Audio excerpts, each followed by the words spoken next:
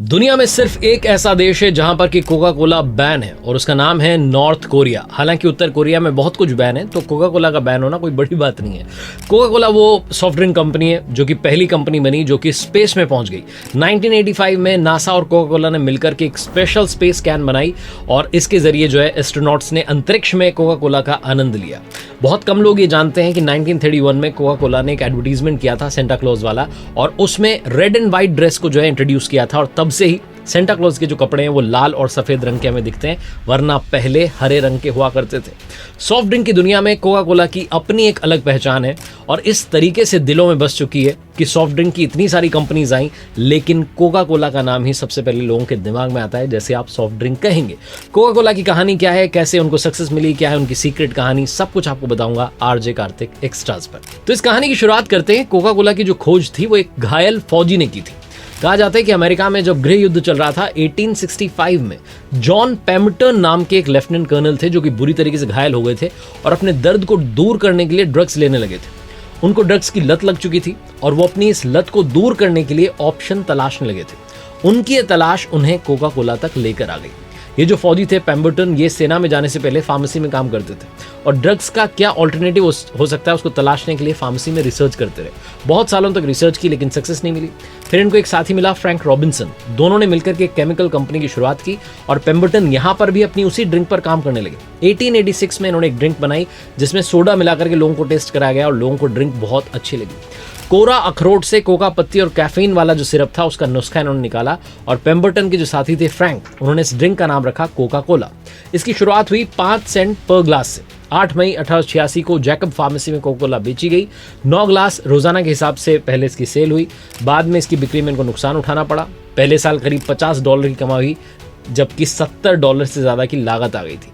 Coca Cola का जो formula था उसको 1887 में $2300 की कीमत देकर के अटलांटा के एक फार्मासिस्ट थे, बिजनेसमैन जिनका नाम था आसा ग्रिग्स कैंडलर, उन्होंने खरीद लिया और उन्होंने कोका कोला को सक्सेसफुल बनाने की तरकीब निकाली।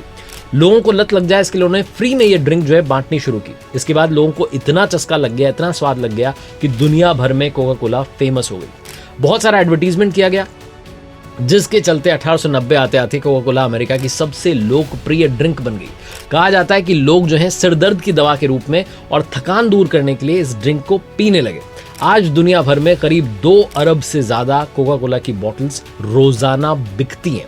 आपको जानकर के हैरानी होगी कि सेकेंड वर्ल्ड वॉर के टाइम जब हजारों अमेरिका के सैनिक दूसरे देशों में भेजे जा रहे थे, उस समय कोका कोला के जो अध्यक्ष थे रॉबर्ट वुडरूफ, उन्होंने डिसीजन लिया था कि कोका कोला की जो बॉटल्स हैं 5 सेंट में मिलेंगी और सैनिकों पर जो कंपनी जो खर्चा करने जा रही वो अपनी तरफ से पैसा खर्च करेगी और सैनिकों को भी जो है कोका कोला की बॉटल जो है पहुंचाई गई और उस समय इस ड्रिंक को वहां की देशभक्ति से जोड़ा गया। अब बात करते हैं कि कोका कोला का नाम कोका कोला आया कहां से। ये ड्रिंक मार्केट में हिट हो चुकी थी लेकिन इसका कोई नाम नहीं था।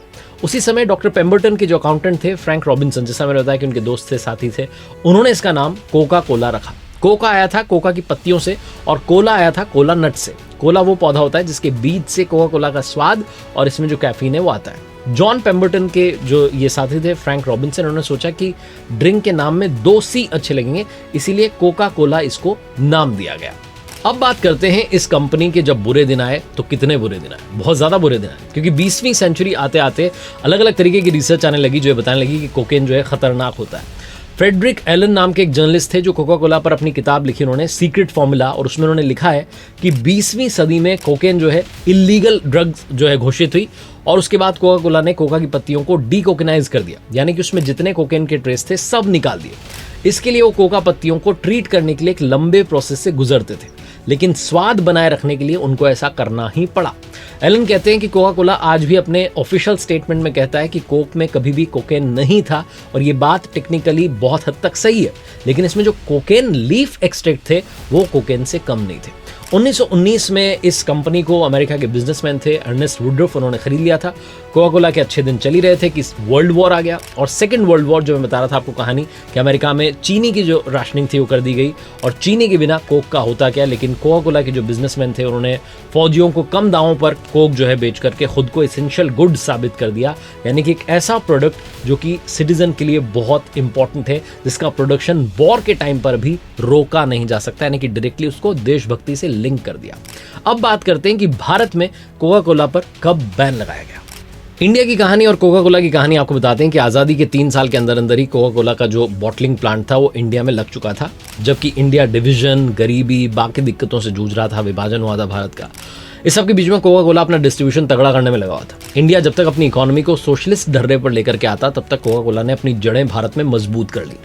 एक और जो है गवर्नमेंट पॉलिसीज की वजह से पेप्सी का बस्ता 1962 में पैक हो गया था, कोका कोला चलता रहा, लेकिन सोशलिस्ट सरकार को कोका कोला का होना भी भाया नहीं।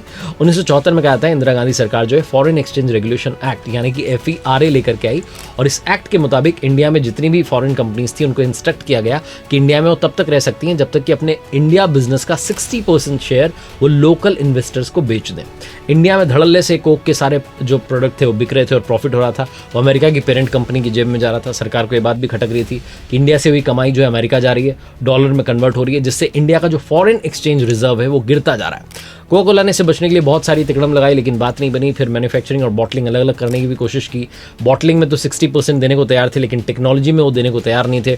1977 में इंदिरा गांधी जी की सरकार गई और जनता पार्टी की सरकार आ गई।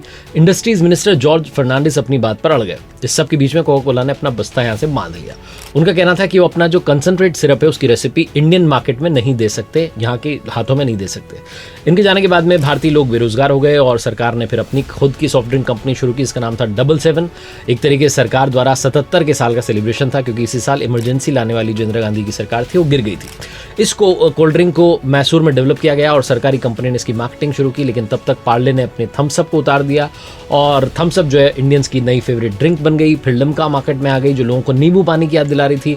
77 कोला जो थी बुरी तरीके से फ्लॉप हो गई। 1980 में इंदिरा गांधी जी की सरकार वापस आ गई। 77 हमेशा के लिए गायब हो गई।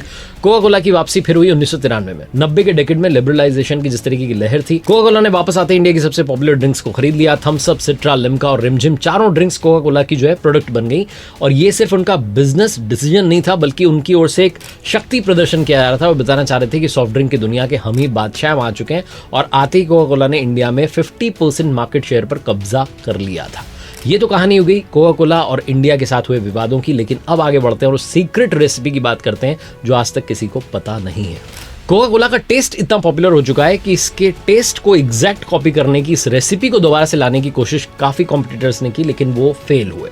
कहा जाता है कि इसकी जो रेसिपी है सिर्फ 2 लोगों को मालूम है। अब इसमें कितना सच है कितना झूठ है तो मालूम नहीं, लेकिन एक बात पक्की है कि कंपनी अपनी रेसिपी को लेकर के बहुत ज़्यादा जो है सचेत रहती है, बहुत ज़्यादा अवेयर रहती है, और लोगों के हाथ ये रेसिपी ना लग जाए इसलिए कंपनी ने खुद का एक हाईटेक वॉल्ट बनाया है जिसमें कि इनकी रेसिपी सुरक्षित रखी हुई है। कहा जाता है कि जब पेम्बरटन ने 1886 में कोका कोला की ड्रिंक बनाई तो फॉर्मूला जो था उसको एक छोटे ग्रुप को बताया और लिखा कहीं भी नहीं लिखा गया था। उसके बाद इस ड्रिंक के राइट्स कैंडलर ने खरीद लिए। 1919 में अर्नेस्ट वुडरूफ और इन्वेस्टर्स के ग्रुप ने कैंडलर से इस कंपनी को खरीद लिया और उनको लगा कि भैया पैसा जो है वो तो चाहिए होगा, तो लोन लेने के लिए गारंटी की तरह इस्तेमाल किया। कैंडलर के बेटे को कहा कि आप फॉर्मूला लिख करके लाइए, और 1925 में जब आप सारा पैसा चुका देंगे तब तक उस कागज को न्यूयॉर्क में गारंटी बैंक की एक जो तिजोरी थी उसमें रखवा दिया गया।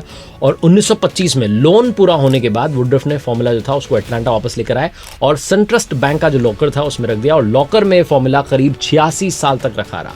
कंपनी की जब 125वीं एनिवर्सरी आई तो इस फॉर्मूले को बैंक के लॉकर से निकाला गया और कंपनी का जो हाईटेक सीक्रेट वॉल्ट बनाया गया था उसमें रखा गया। ये सीक्रेट वॉल्ट जो है कोका कोला म्यूजियम एटलांटा में रखा हुआ है, मेटल बॉक्स में बंद है।